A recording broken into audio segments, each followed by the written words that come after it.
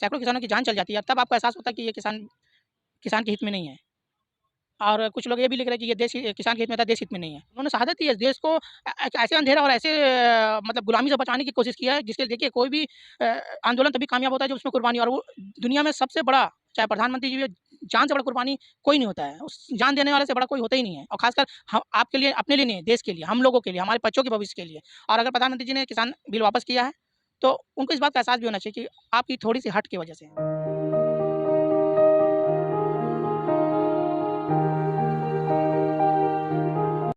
क्या नाम हुआ आपका? जी, मेरा नाम मोहम्मद शमीम है। मैं my country is my family का संस्था का अध्यक्ष हूँ। मैं झारखंड से हूँ। क्या क्या दिक्कत है आपकी? जी, हमारी यही माँग है कि सभी देशवासियों का हेल्थ कार्ड बने, इलाज की गारंटी मिले। केंद्र और राज्य सरकारें जो योजनाएँ चला रही हैं अपने-अपने स्तर में, लेकिन उसमें इलाज की गारंटी नहीं है। क्योंकि बहुत सी ऐसी बीमारियाँ हैं जिसका इलाज 5 लाख से ऊपर है, तो आयुष्मान भारत उसको पूरा नहीं कर पा रहा है। तो आयुष्मान भारत तो प्रधानमंत्री मोदी के अंदर आता है। जी हाँ, आयुष्मान भारत प्रधानमंत्री मोदी जी के अंदर, केंद्र सरकार के अंदर आता है, तो हमारी यही माँग थी कि केंद्र सरकार से कि माननीय प्रधानमंत्री जी, लोगों के जीने के लिए ₹1 में हेल्थ इंश्योरेंस दिया जाए। 2017 में हमने माँग किया था, और 2019 में आयुष्मान भारत आया। तो हमें खुशी मिली कि हमने जो सुझाव केंद्र सरकार को दिया था, उसका हमको रिज़ल्ट मिला। फिर हमने कहा, माननीय प्रधानमंत्री जी, आज सिर्फ़ 5 लाख में मसला हल नहीं हो जाता है। तो हम सभी देशवासियों को, जिसका ख़ासकर जिसका सरकारी नौकरी नहीं है, जिसका प्राइवेट में जॉब नहीं है, जैसे 10 लाख 5 लाख का बिज़नेस कर रहे हैं, सभी का हेल्थ कार्ड बनाया जाए और हेल्थ की गारंटी दी जाए। अगर कोई भी व्यक्ति, अगर कोई भी भारतवासी, देशवासी अपने सरकारी हॉस्पिटल में जाता है, तो यही सोचता है कि सरकार उसकी मदद करेगी। लेकिन जब वहाँ जाता है, तो उसे आधा-अधूरा इलाज मिलता है, दवाइयाँ नहीं मिलती हैं, टेस्ट बाहर से दिया जाता है, फिर यह बोला जाता है यहाँ पर ये आपका ऑपरेशन नहीं होगा, प्राइवेट में करा लीजिए।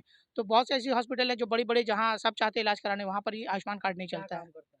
मेरा नाम, मैं एक आम गाड़ी पेंटिंग का काम करता हूँ। मैं मिनिस्ट्री ऑफ डिफेंस ओमान में 11 साल काम किया, अभी कोरोना काल में मेरा जॉब भी चला गया है। फिर भी यहाँ पर 1 साल से तलाश जॉब तो नहीं है। आप तो विदेश में रह रहे, फिर आपकी डिमांड ऐसा क्यों? जी, मुझको लगा कि हमें अपने जनता की आवाज़ सरकार तक पहुँचानी चाहिए। हमारी परेशानी, क्योंकि हम लोग खुद गरीबी कैटेगरी से, तो हमको एहसास है हुआ है कि कहाँ-कहाँ प्रॉब्लम आता है। तो उस चीज़ को, इसके लिए मैंने एक ट्रस्ट बनाया, और उस ट्रस्ट में कुछ अच्छे सुझाव के साथ कुछ अच्छी सामाजिक काम भी करता रहता हूँ। जैसे प्रेरणा मिले लोगों को, लोग आगे बढ़ें। जैसे कि मेरा एक था गरीब मुक्त भारत, जिसमें कि मैंने अपने पैसे से एक परिवार को रोज़गार करके दिया। फिर विधवा बहनों को सम्मान के साथ 5-5 हज़ार रुपए दिया, ताकि लोग आगे आएँ और ऐसी बहनें और बेरोज़गार नौजवान परिवार के साथ सपोर्ट में खड़ा हों। क्योंकि सरकारी योजना का फ़ायदा भी, आप यकीन नहीं करते, पेपर वर्क इतना है कि आदमी जाता है, फिर आधा-अधूरा में भाग जाता है। वो लेने ही नहीं चाहता है। तो हम चाहते हैं कि सरकारी जो भी योजना है, सरकार के पास, आपको मालूम है कि आपका सबका आधार कार्ड है, कौन गरीब है, कौन अमीर है। सरकार डायरेक्ट आधार कार्ड पे इश्यू कर दे भाई, कि आप इस गरीब, आप इस लेवल में, ऑनलाइन जाइए, चेक कीजिए। तो इस आयुष्मान कार्ड के बनाने की प्रक्रिया क्या है? ये बताइए दर्शकों को। जी, आयुष्मान कार्ड का तो देखिए, जो जो गरीबी रेखा के अंतर्गत जिनका राशन कार्ड है, जिनको राशन मिलता है, वही उसका आयुष्मान कार्ड होता है। तो इसमें जो है इलाज कितने तक का करा सकता है? जी, इसमें 5 लाख का तक का इलाज कराया जाता है, लेकिन इसमें भी कुछ एक बहुत बारीकी चीज़ होता है, जैसे कि आपको टेस्ट पहले कराना होगा, और अगर आपको बीमारी निकलती है, जैसे हार्ट का निकला, कैंसर का निकला, तो लेकिन टेस्ट में जो है, जैसे आप सीटी स्कैन देख लीजिए, तो सीटी स्कैन 1-2 रुपए का तो नहीं होता, 8 या लोगों का मानना है कि इस कार्ड से कोई लोगों को फ़ायदा नहीं मिल रहा नहीं, है। नहीं, फ़ायदा मिल रहा है, ऐसा मैं नहीं कहता हूँ। जब आदमी की जान जाने लग जाता है, तो 10-20 हज़ार रुपए अपना खर्चा करके भी जान बचा रहा है। बहुत सा लोग आगे बढ़ जाते हैं, सपोर्ट कर देते हैं बहुत, लेकिन बहुत फ़ायदा है, ऐसा नहीं है। अगर फ़ायदा नहीं होता, तो फिर ये आयुष्मान कार्ड मैं बोल सकता था कि नहीं फ़ायदा है, लेकिन गारंटी नहीं है इलाज का। लेकिन देखिए, मोदी जी एक तरफ कह रहे थे कि कोरोना के कारण किसी की कोरोना काल में मौत नहीं हुई, ऑक्सीजन के अभाव में। हमने बेड दिया, सब कुछ दिया सबको। लेकिन लोगों का मानना ये है कि स्वास्थ्य की व्यवस्था ठीक नहीं थी कोरोना काल में, इसीलिए लोगों की मृत्यु हुई। इसको कैसे देखते जी, हम आपको हम डिटेल दे देंगे। 2016 में मैंने एक-एक वर्ड लिखा है कि माननीय प्रधानमंत्री जी, आप देश का अगर सच में विकास करना चाहते हैं, अगर आप जिस तरह स्वच्छता अभियान चला रहे हैं, स्वस्थ अभियान चलाइए। इसके लिए देश में कि सरकारी हॉस्पिटल को सुधारिए, बड़ा प्रोजेक्ट लाइए। कि अगर आपको यकीन नहीं है, तो मैं एक ज़िम्मेदारी से आता हूँ, तो पेपर वर्क है मेरा। 2016 में मैंने मोदी जी को लेकर के, आप जो स्मार्ट सिटी चला रहे हैं, स्टार्टअप इंडिया चला रहे हैं, मेक इन इंडिया चला रहे हैं, आप एक बार एक आम जनता के पास जाइए। जैसे कि आप एक चाय वाला हैं, आप एक गरीबी तबके से हैं, तो इसलिए मैं भी एक पेंटर हूँ, मेरी माँ चूड़ी बेचती थी, तो मैं आप तक मैं बात रखा कि जाके ठेला वाले से पूछिए कि आज उसको मालूम है स्टार्टअप इंडिया क्या है, मेक इन इंडिया क्या है? नहीं मालूम है। हैं? जैसे लगातार बड़े-बड़े होल्डिंग दिल्ली के अंदर लगाए जा रहे हैं कि सबको मकान मिल रहा है, राशन मिल रहा है, वैक्सीन मिल रहा है, बड़े-बड़े बैनर तो लगे हैं, लेकिन लोग कह रहे हैं कि हमें मकान नहीं मिला। इसको कैसे देखते हैं आप? देखिए, वो जो है ना, ये सरकारी प्रोसेस इतना हार्ड है ना सर कि हम क्या बोलेंगे आपको। सरकारी प्रक्रिया में जैसे आप गए 4 पेपर चाहिए, तो अब उसमें एक बंदा का तो 1 पेपर नहीं है। तो हम यही बात कर रहे हैं ना कि अगर सरकारी योजना गरीबों के लिए ला रही है सरकार, तो आधार कार्ड से लिंक कर दें कि आपको कोई नहीं, आप जब वोट लेते हैं तो पूछते हैं कि आप प्रमाण पत्र लाइए। आप गरीबी रेखा के अंदर है, जब सरकार के पास डाटा है कि देश में 50 करोड़ गरीब हैं, तो फिर ज़रूरत ही नहीं है ना स्पेशल पेपर लाने के लिए। आप जिस क्षेत्र में हैं, जिस क्षेत्र में आपका आधार कार्ड इश्यू हो जाए, आपको सरकार को मालूम है इसके बाद ये गरीब है, तो आप इसको राशन दे रहे हैं खाने के लिए, तो आयुष्मान राशन का कार्ड ही के माध्यम से उसको आवाज़ दीजिए। लेकिन लोगों का एक तरफ कहना है कि सरकार हमें रोजगार दे दे, हमें 5 किलो राशन से हमारा परिवार नहीं चलता है। इसको कैसे देखते हैं? जी बिल्कुल, ये जो प्रधानमंत्री जी का जो ये एक मेरा खुद कहना है कि 5 किलो चावल, 2 किलो चना दाल देकर अगर देश के एमएलए, एमपीज़ रह सकते हैं, लेकर के केंद्र सरकार, क्योंकि जितने एमएलए एमपी होते हैं वो जनता सेवक हैं, तो सेवक का आप छोटा सा बुरा नहीं मानने वाली बात है सभी एमएलए एमपीज़ को। आप जो आपका जो टी का बिल होता है ना सर, वो खुद एहसास कि आप जिसका सेवा करने निकले वो कैसा है। हमारे महात्मा गांधी जी क्या थे? नहीं, जनता का साफ कहना है कि प्रधानमंत्री जी झूठ बहुत बोलते हैं। जैसे 15-15 लाख का वादा था, 2 करोड़ रोजगार का वादा था। इसको कैसे देखते हैं? देखिए प्रधान जी तो पहले उस पे आ ही गया है कि एक जुमला था। अब जब उतने बड़े मंत्री जी ने कह दिया जुमला था, नाम नहीं बोलूँगा लेकिन सब समझदार है, तो फिर जुमला ही रह गया। और 2 करोड़ नौकरी भी सबके सामने आज नौकरियाँ चली गई हैं। तो चलिए, आप झारखंड से आते हैं, आखिर क्या दिक्कत हुई आपको? झारखंड में रोजगार नहीं मिला जो आपको विदेश जाना पड़ गया? ये ज़ाहिर-सी बात है कि उस लेवल का जो रोज़गार नहीं है। आप आज रोज़गार का तो मतलब कह ही नहीं सकते कि उस लेवल का रहे। सरकार को सोचना चाहिए कि जो हमारे पहले के जो नौजवान हैं, जो पहले बैठे हैं, उनको जॉब दिया जाए। है ना? आप प्राइवेटाइज़ेशन कर दे रहे हो हर चीज़ का। अब सपोज़ एक छोटा एग्ज़ाम्पल दे रहा हूँ, स्वच्छता अभियान में लाखों लोग प्राइवेट में झाड़ू लगा रहे हैं, ठेका चल जाता है। तो आप क्यों जब जब इस पर एक एक बड़ा पैसा इन्वेस्ट हो रहा है, तो आप नौकरी दे दीजिए ना 10-10 हज़ार का, ताकि उसका लाइफ़ तो सिक्योर हो जाए। एक तरफ सरकार की तरफ से कहा जा रहा है कि रेलवे का निजीकरण होगा, जैसे एयरपोर्ट निजीकरण हो रहा है, बहुत सारे संस्थान हुए, उससे जो है जनता की भलाई हो रही है और रोजगार ज़्यादा मिल रहा है। आप बताइए कि रेलवे जो निजीकरण हुआ है कुछ, उसको आप कैसे देखते हैं? क्या रेलवे सही समय पे चल रहा है या टिकट सस्ता हुआ, लोगों को सुविधा मिल रही है सही? देखिए, निजीकरण से ना फ़ायदा नहीं होता है, कॉन्ट्रैक्टर लोगों को फ़ायदा होता है। आप देखिए निजीकरण का मतलब होता है साफ-सफाई, मेंटेनेंस, तो सब प्राइवेट कॉन्ट्रैक्टर के हाथ में है। वो एक 300 250 दिहाड़ी मज़दूरी करने वालों को लाते हैं, उसके बाद जब चाहते उसको निकाल देते हैं, उसका कोई फ्यूचर नहीं है। हमें देश का जब बोलते हैं ना सबका साथ सबका विकास, तो निजीकरण बंद करना पड़ेगा और सरकारी नौकरियों में ही कम पेमेंट करके ज़्यादा लोगों को रोज़गार दिया जाए। चलिए, एक एक सवाल और, जिस तरह से किसान आंदोलन साल भर से चल रहा था, अचानक सरकार जो है 5 राज्यों को चुनाव को देखते हुए ये फैसला लेती है। क्या लगता है आपको, सरकार को ये इससे चुनाव का डर है या और कोई वजह? देखिए, ज़ाहिर-सी बात है मैं बहुत हर चीज़ को बारीकी से रखता हूँ और ट्विटर के माध्यम से प्रधानमंत्री से अपील भी किया था कि मेरा यही कहना है सर, जब 700 किसानों की सैकड़ों किसानों की जान चल जाती है, तब आपको एहसास होता है कि ये किसान किसान के हित में नहीं है। और कुछ लोग ये भी लिख रहे हैं कि ये किसान के हित में था, देश हित में नहीं है। लेकिन किसान अभी कह रहे हैं कि 700 जो किसान शहीद हुए हैं, हर परिवार को 1-1 करोड़ की राशि और एक सरकारी नौकरी चाहिए। क्या आपको लग रहा है कि ये डिमांड किसानों की तरफ से सही है?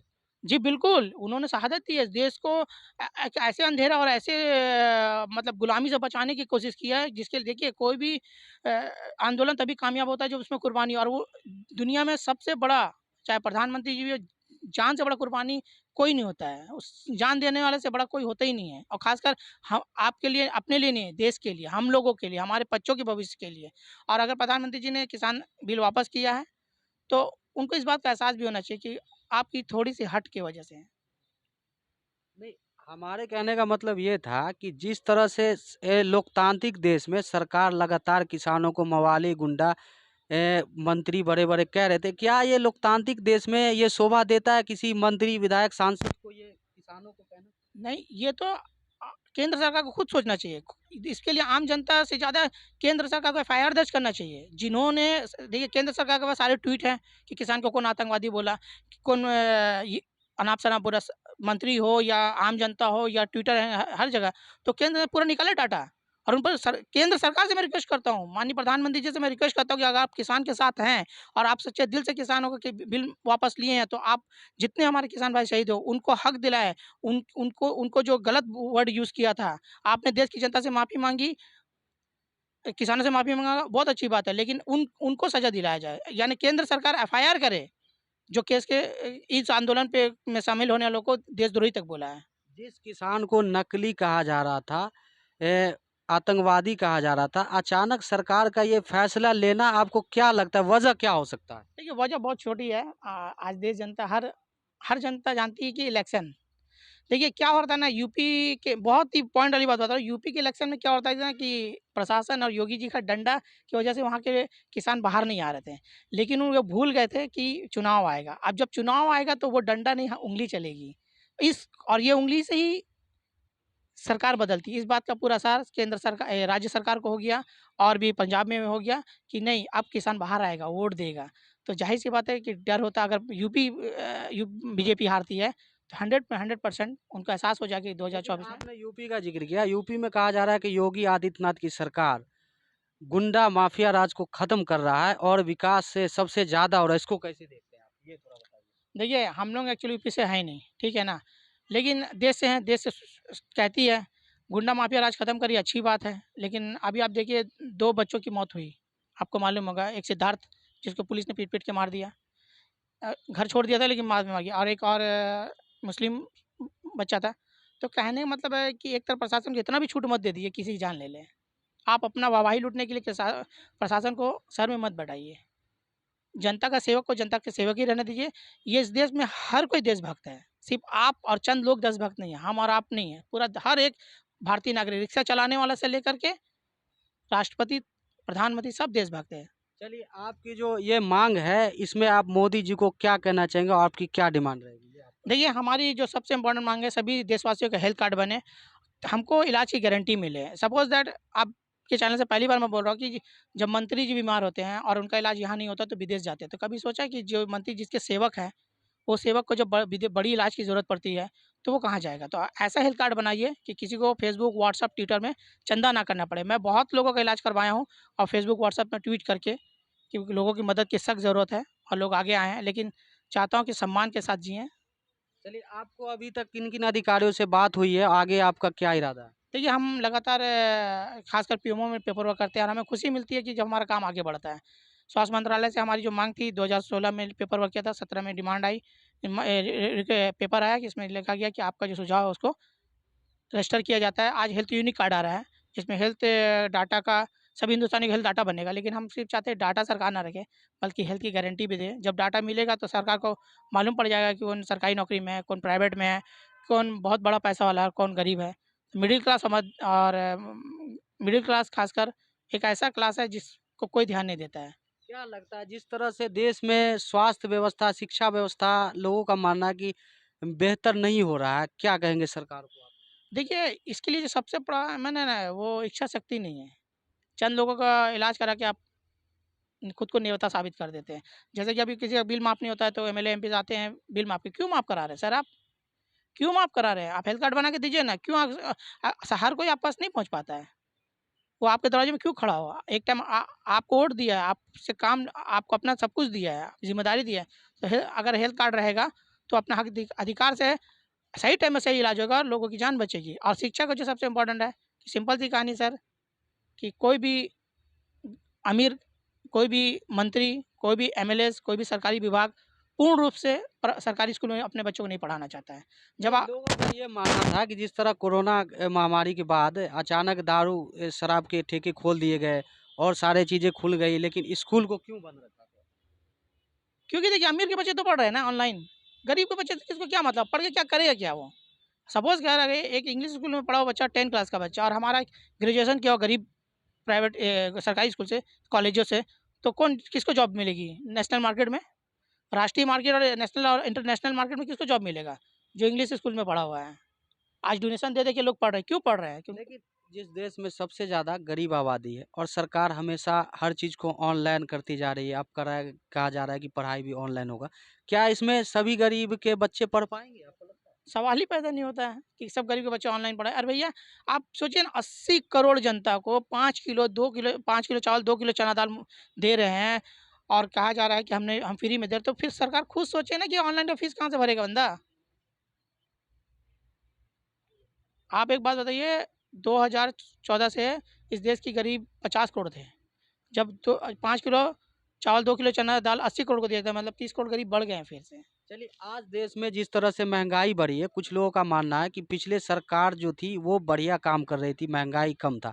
लेकिन आज जो सरकार है, किस तरह लग रहा है आपको कि महंगाई बढ़ रही है या कम रही है? आपको क्या लगता महँगाई तो ज़ाहिर-सी बात है बढ़ रही है, क्योंकि सरकार के सपने इतने बड़े-बड़े दिखाए हैं कि उसको पूरा करने के लिए तो जनता से ही ना पैसा लेगी। आप अपनी पॉकेट कोई अपनी पॉकेट से थोड़ी देगा। अगर स्मार्ट सिटी बनाना है, स्टार्टअप इंडिया बनाना है, ये करना है, वो करना है, जो स पेपर वर्क में अरबों-खरबों का प्रोजेक्ट है, तो पैसा कहाँ से लेगी सरकार? तो इसे सरकार का वादे तो कर दिया, अब उस पर नियंत्रण नहीं हो रहा है। सरकार चाह के भी अपने अगर वो अपना काम रोकती है, तो उसकी सरकार चली जाएगी और काम। लेकिन विपक्ष में जब ये लोग थे तो बड़े-बड़े प्रदर्शन करते थे, जिस समय में रसोई का दाम कम था। लेकिन आज क्या वजह है कि लोग सड़कों पर नहीं उतर रहे हैं? अगर आम जनता को फ़र्क पड़ रहा है महँगाई से, तो क्या करना चाहिए फिर? देखिए, आम जनता क्या कर सकती है? आम जनता शुरू से लाचार रही है। आम जनता तो मतलब बस बोलती है ना, आधा पेट खा लो लेकिन चुप रहो। बाहर जाओगे तो डंडा पड़ेगा, केस होगा। क्योंकि आप तो कहते हो हर आंदोलन के तो पीछे महँगाई राजद्रोह। के मुद्दे पर सरकार को क्या कहना चाहिए? आपकी क्या डिमांड है? मेरी यही डिमांड है कि सरकार कम से कम अगर महँगाई कम नहीं कर पा रही है और कंट्रोल नहीं है, तो जो गरीब तबके के लोग हैं जिसको सरकार 5 किलो चावल, 2 किलो चना दाल दे रही है, उसको कम से कम 5,000 रुपए पर मंथ दे, ताकि वो अपने बच्चों की स्कूल फीस भर सके, अपना इलेक्ट्रिक बिल भर दे सके, अगर वो रेंट में रहता है और भाड़ा दे सके। तो फिर आप बढ़ाइए महँगाई। चलिए, शुक्रिया। Thank you.